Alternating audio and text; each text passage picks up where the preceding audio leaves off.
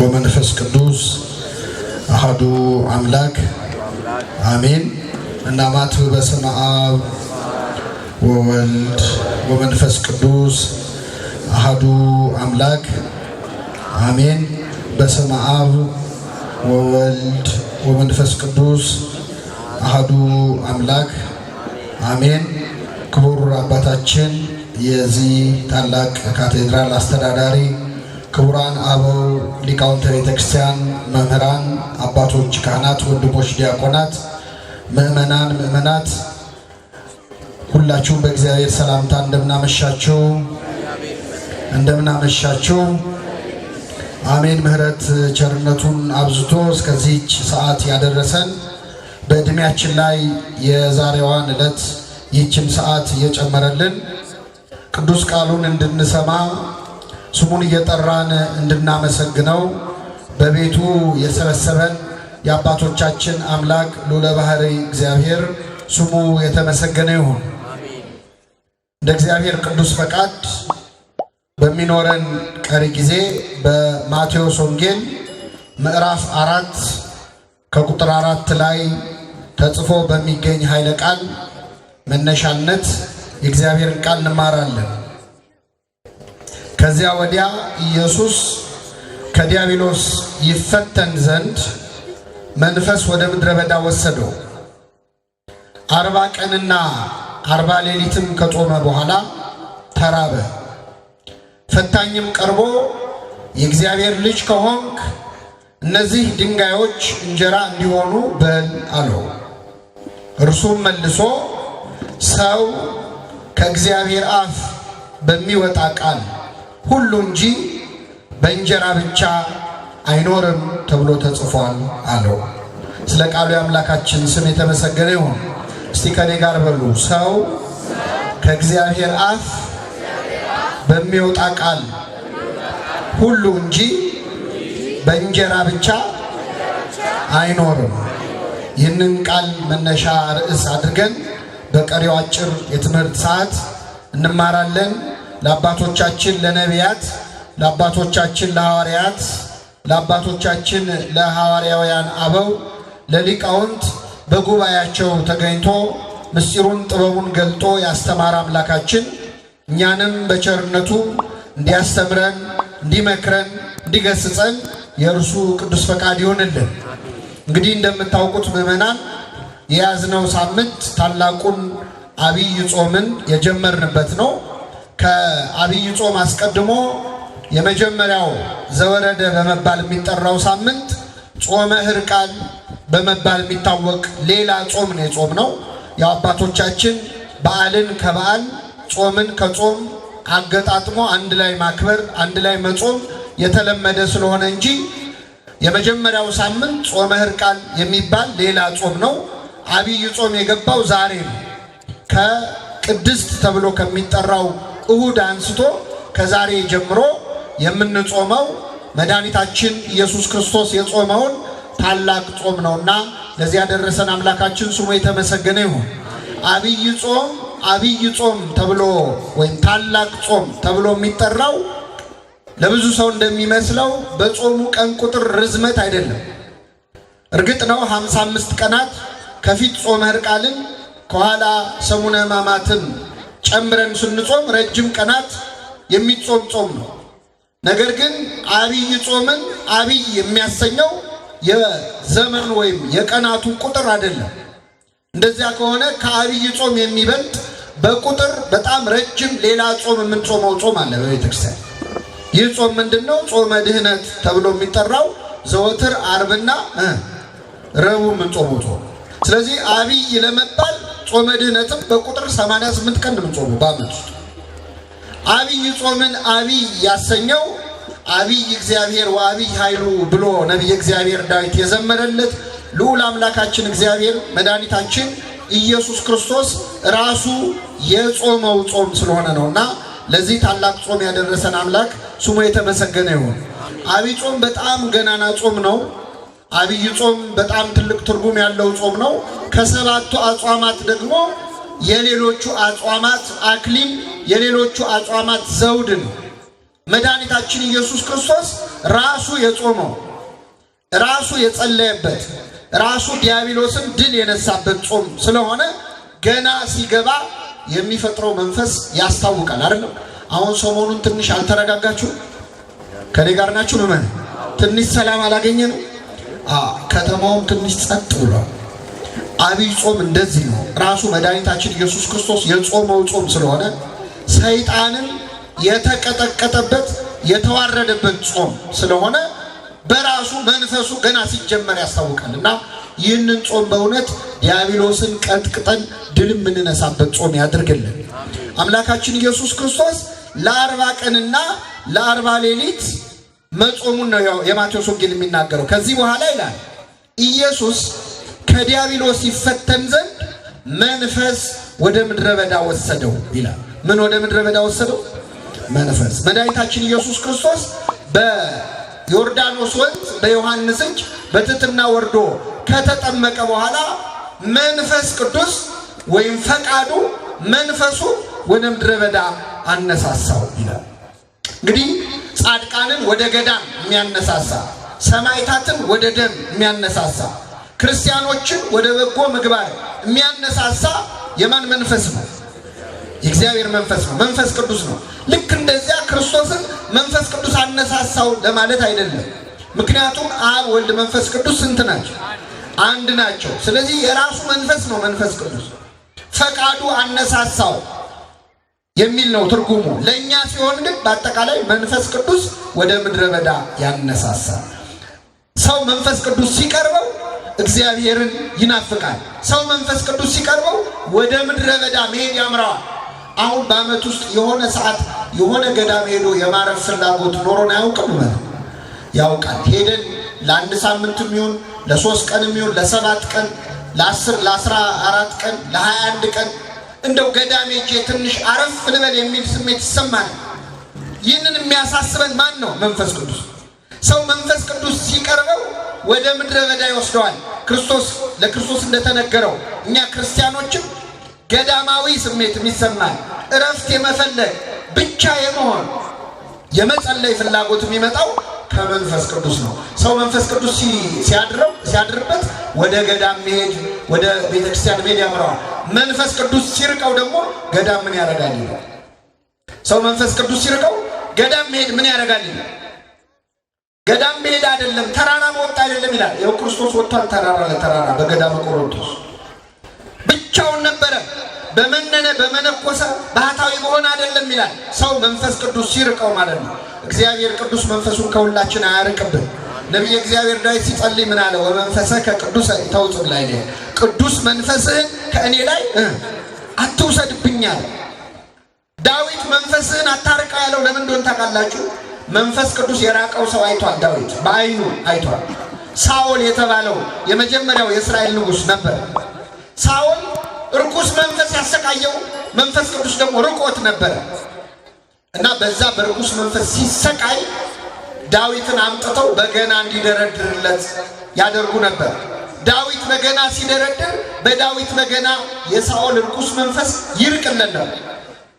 ድንገት ግን ይነሳና ዳዊትን ካልገደልኩ ብሎ ደግሞ ጦር ይወረውራል። ለተዘመረው መዝሙር ዝማሬ መላእክት ያሰማልን በማለት ፈንታ ጦር ይሰብክ ነበር። ይህንን ያመጣው ምንድነው? የማን መንፈስ ስለራቀው? የእግዚአብሔር መንፈስ። ሰው መንፈስ ቅዱስ ሲርቀው በገና ሲሰማ ጦር ይሰብክ። ምንድነው? አቀዘቀዛችሁት ሞቅ አርጉት እንጂ የሚሉ ሰዎች አሉ። አሁን ይህን ሰሞን በገና ሲከፈት፣ የንስሐ መዝሙር ሲዘመር፣ ሰዓታት ሲቆም መንፈስ ቅዱስ ሲርቅ እንደዛ ነው። የተረጋጋ ነገር አትወድም። ጸጥ ያለ ነገር ይጨንቃል። ጸጥታ ይጮህብሃል። መንፈስ እግዚአብሔር ሲርቅ እንደዚህ ነው። እግዚአብሔር መንፈሱን ከሁላችን አያርቅብን። መንፈስ ወደ ምድረ በዳ ወሰደው በዲያብሎስ ይፈተን ዘንድ ይላል። ክርስቶስ በዲያብሎስ ይፈተን ዘንድ ነው የሚለው። በዚህ በ40 ቀንና በ40 ሌሊት ሲጾም መድኃኒታችን ኢየሱስ ክርስቶስ በዲያብሎስ ተፈትኗል። 40 ቀንም እየተፈተነ ይላል የሉቃስ ወንጌል። 40 ቀኑንም ሙሉ ዲያብሎስ ይፈትነው ነበር። የማቴዎስ ወንጌል ደግሞ ጾሞ ሲጨርስ ተራበ፣ ዲያብሎስም ሊፈትነው መጣ ይላል። ስለዚህ ክርስቶስ እየጾመ ተፈትኗል፣ ጾሞ ሲጨርስም ምን ብሏል? ተፈትኗል። የማርቆስ ወንጌል ደግሞ ምን ይላል መሰላችሁ? 3 ፈተናዎች አቀረበለት፣ ድል ነሳው ይልና ዲያብሎስም ለጊዜው ተወው ይላል። እስኪ በሉ ዲያብሎስም ለምን ተወው? ሰይጣን የሚተወን ለመቼ ነው? ለጊዜው ነው። ጥሎ የሚሄድ እንዳይመስል አለቀ። እስካልሞትም ሰይጣን አይተወንም። እየጾመ ፈተነው፣ ጾሞ ሲጨርስ ፈተነው። ጾሙን ድል አድርጎ ደግሞ ፈተናውን ድል ማድረግ በኋላ ፈተነው። አምላካችን ኢየሱስ ክርስቶስ 40 ቀንና 40 ሌሊት ነው የጾመው። አሁን እኛ 55 ቀን ነው የምንጾመው። አንዳንድ ሰው ለምን 55 ቀን ሆነ? ክርስቶስ የጾመው 40 ቀን ነው፣ እንደሱ ከሆነ ወይ እንደሱ ነው መጾም ያለብን ይላል። የሚያደርገው ይመስል ማለት ነው። እስቲ አሁን እውነት ለመናገር 40 ቀንና 40 ሌሊት ጾሙ ብትባሉ ትችላላችሁ? 40 ቀን 40 ሌሊት ማለት እኮ እስከ 9 እየጾም አይደለም ጌታ፣ እስከ 11 እየጾም አይደለም። 40ውንም ቀን እህልም ውሃም በአፉ ምን አለ አልገባም። እንዴት ይቻላል? ሰው ያለ ምግብና ያለ ውሃ መቆየት አይችልም። ከቆየ እስከ 20 ቀን እስከ 21 ቀን በጣም ታግሎ ሊቆይ ይችላል። እሱ ውሃ እየወሰደ ውሃ እየጠጣ ዲሃይድሬትድ እንዳይሆን ውሃ ከሰውነቱ አልቆ እንዳይሞት ውሃ እየጠጣ በጣም የመጨረሻ ጣራው እስከ 40 ቀን ያውም ውሃ እየጠጣ ልባሩ ክርስቶስ 40 ቀንና 40 ሌሊት ጾመ። እኛ እንደሱ ልንጾም ይቻላል? ትችላላችሁ? አንቺ አንድ ልጅ ይገርማቸዋል። መቼስ አዲስ ክርስቲያን ከምን ይበልጣል ነው? ከጳጳስ። አንዳንዴ ክርስትና የተጀመረ ሰው በጣም ገድል ያምራቸዋል። ሰሞኑን መጸለይ የጀመረ ሰው 50 ባለ 53ቱን የጸሎት መጽሐፍ ጨርሶ አርጋምሮ ደግሞ እንደው በቃ ምንም የጸሎት መጽሐፍ የለም ማለት ነው ይላል። የጀማመረ ሰሞን እና እንደዚህ አይነት ይሄን መቼስ ሁላችንም በእድሜያችን አድርጎን አይተነው በልበል የሚል ጊዜ አለ። በቃ እስከ 12 ሰዓት ጾመ። አሁን የታዘዘ ጾም አለ። አብይ ጾም የመጀመሪያውን ሳምንት ምን ጾመው እስከ 11 ሰዓት፣ ከዛ በኋላ ከሁለተኛው ሳምንት አንስቶ እስከ ኒቆዲሞስ እስከ 9 ሰዓት ነው ጾም። ከዛ የመጨረሻው እስከ ምሽቱ 1 ሰዓት ነው። እነዚህ የተረፉትን ሰዓታት ቁጭ ብላችሁ ስታሰሏቸው 88 ይሆናል፣ 86። እነዚህ ሰዓታት በበዓለ 50 የማንጾማቸውን ዓርብና ረቡዕ የሚያካክሱ ናቸው። ከዛ ውጭ ግን ከአቅም በላይ መጾም፣ ከአቅም በላይ መብላት ትክክል አይደለም። እና አንዳንድ ሰው በቃ እንደዚህ የሚችል ይመስላል። እና አንድ ልጅ ይገርማቸዋል። ገዳም ሄደና ሱባኤ ሊይዝ በዚህ በአብይ ጾም ለ40 ቀን ሊቆይ ነው አለ። በጣም ጥሩ በአንድ ስጡኝ አለ። ተሰጠው። ምግብ ሊያስገቡለት ሲሉ አይኔ አስቤበት ነው የመጣሁት የምጾመው ለ40 ቀንና ለ40 ሌሊት ነው። ኧረ ተው ግድ የለም አትችለውም ማለት አይ በደንብ አስቤበታለሁ። በቃ ግድ የለም አበምኔቱ አዩትና ይሁንለት ብለው አትበላውም ግን ለማንኛውም ብለው ሽምብራ አስገቡለት በጆንያ። አይ የዛሬ 40 ቀን ያው ተሸክማችሁ ታወጡታላችሁ ችግር የለም ማለት ገባለት። ከዛ ይገርማችኋል 1-3 ቀን ይሄ ልጅ በርትቶ ሳይበላ ሳይጠጣ 3 ቀን ቆየ። ይህም ጥሩ ነው ጎበዝ።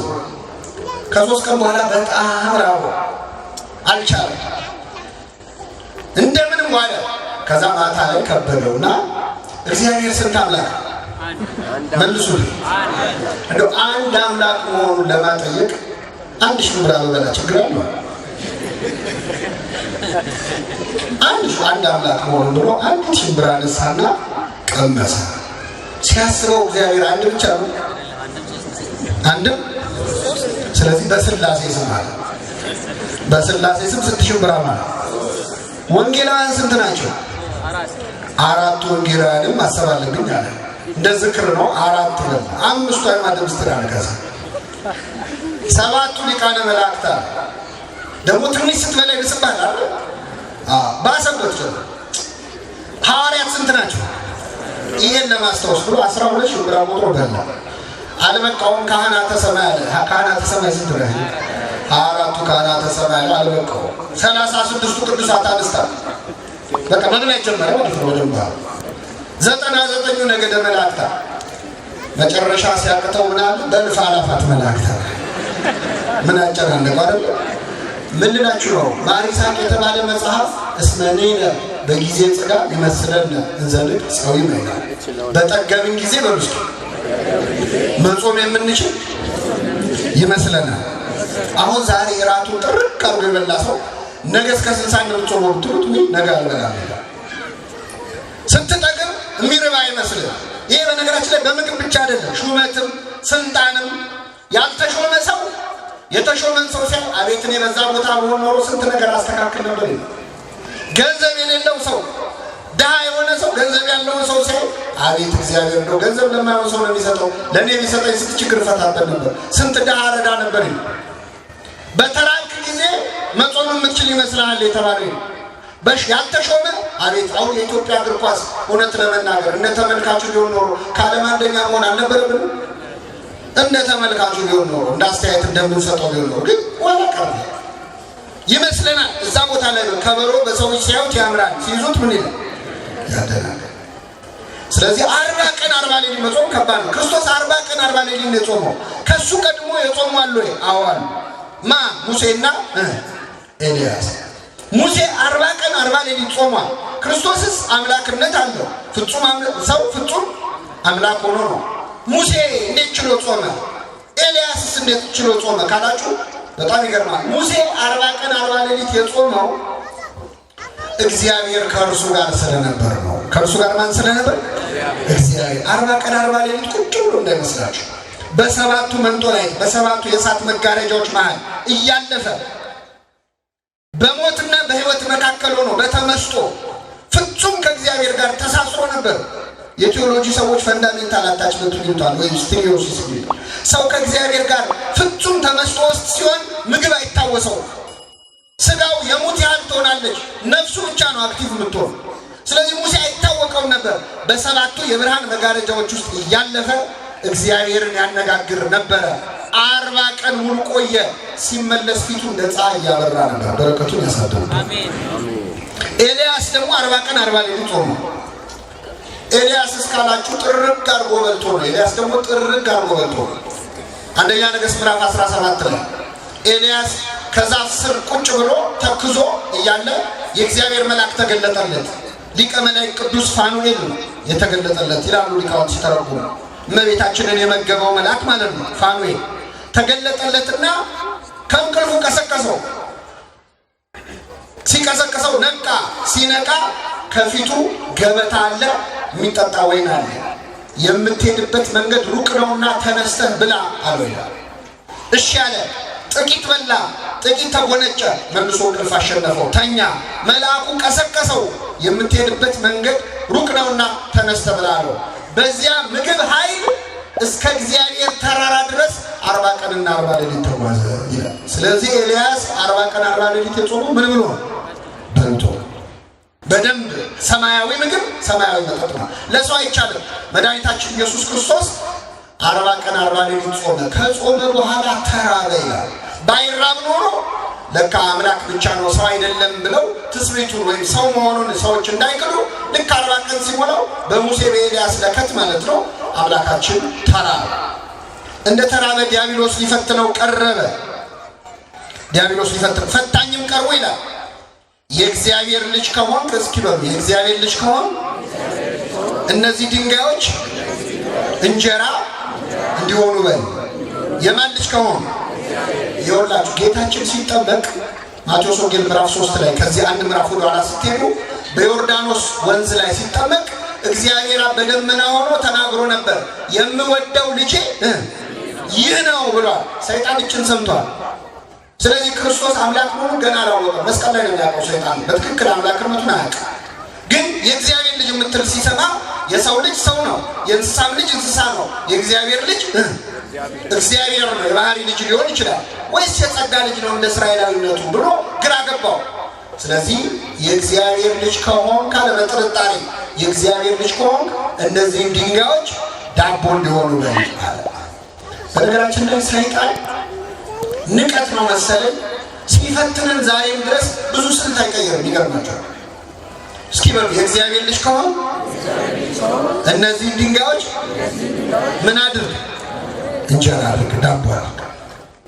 አሁን ዛሬም እንደዚህ አይነት ፈተና ይፈትነናል እኮ ሰይጣን። አንቺ የእግዚአብሔር ልጅ ሆነሽ ለምንድን ነው የምትቸገሪው? የእግዚአብሔር ልጅ ሆነ ለምን ይርባሃል? ክርስቲያን አይደለም? በ40 በ80 ቀን ልጅነት አግኝተህ የለ? የእግዚአብሔር ልጅ ከሆንክ ለምን ትራባለህ? ቤተ ክርስቲያን ስትመላለስ አይደል የምትውለው? ምን ነው ስራ የሚበላሽብህ? ልጁ ባትሆን ነው ማለት ነው ይላል ሰይጣን።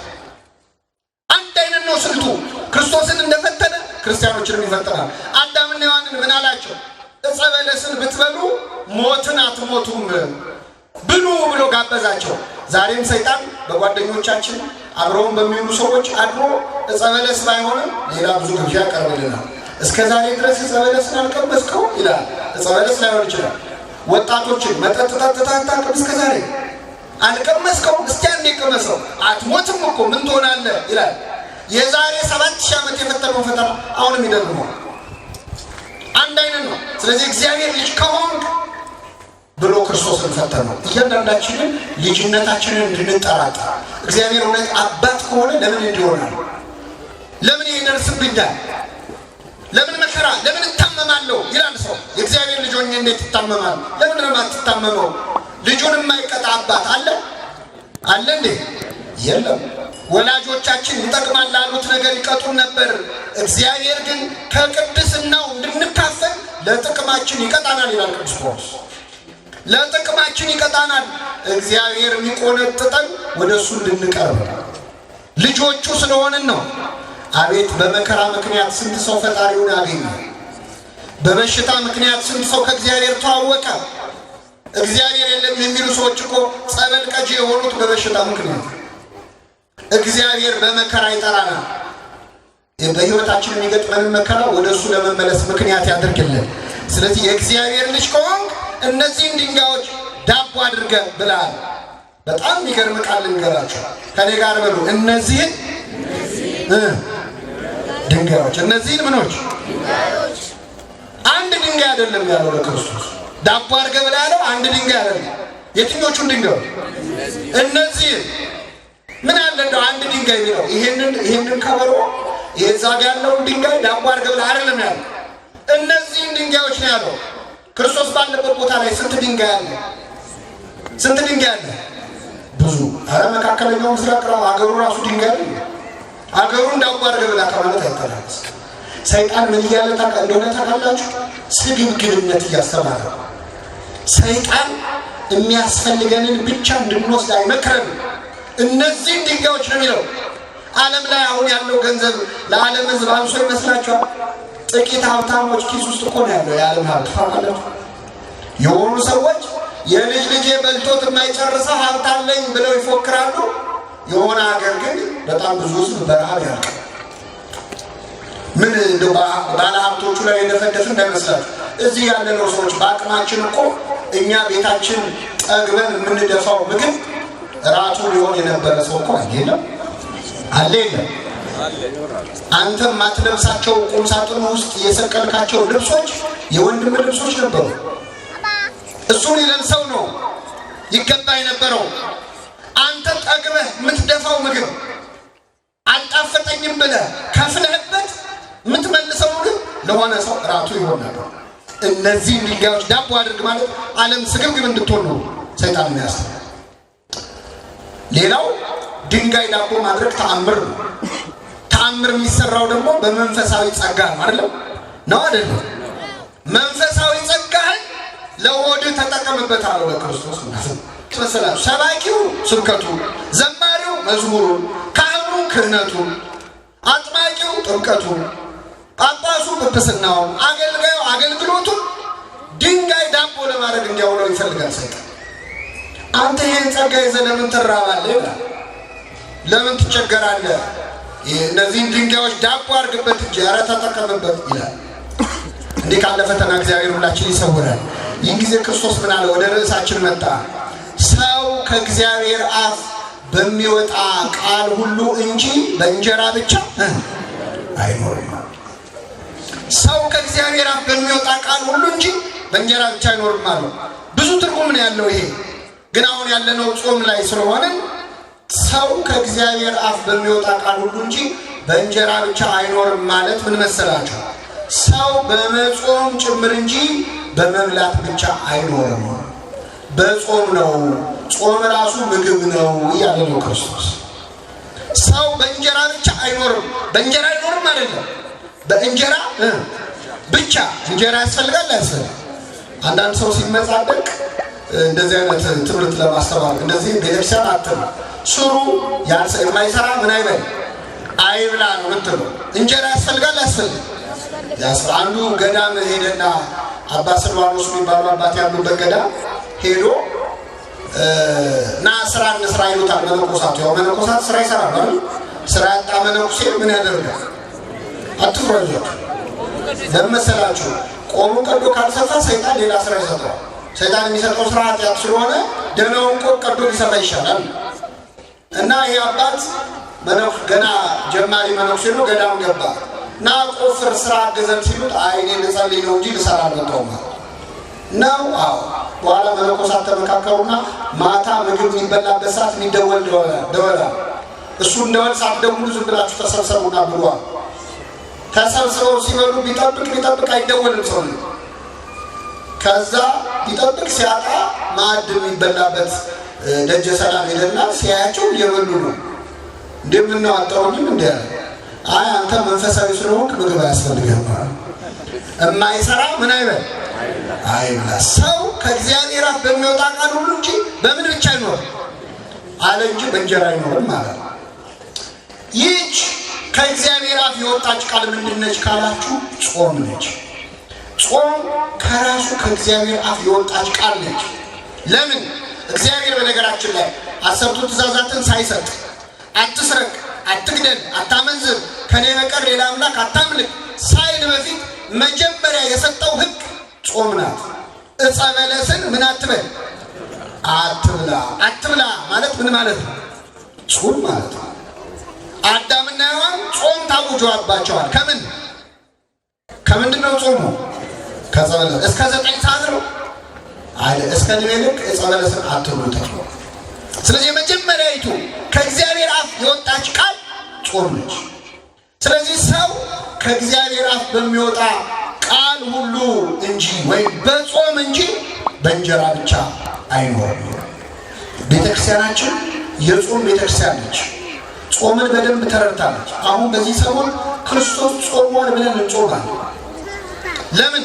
ክርስቶስ የሚጾመው ምን ጥቅም ሊያገኝ ነው?